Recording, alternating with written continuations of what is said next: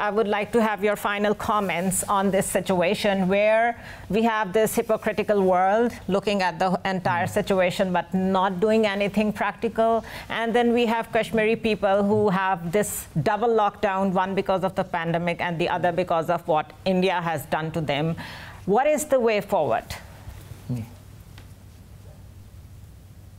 Well, look, I think number one is we need to show solidarity with the Kashmiri people. They must get a very clear message that the world actually is looking towards them and looking at their suffering, and they will not stand by.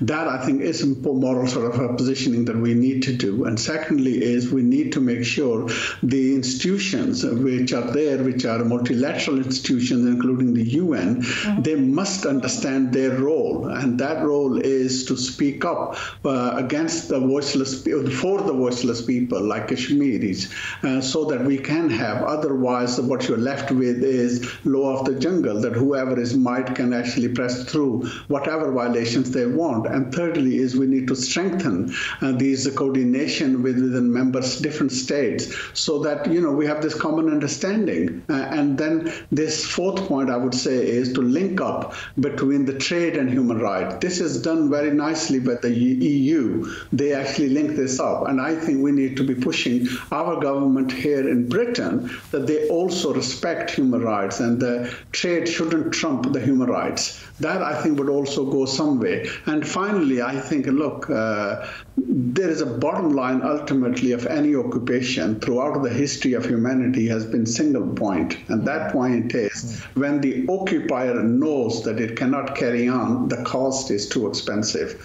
You've got to take the game to that place. And whatever Pakistan then needs to do, whatever Kashmiris need to do, they must do that.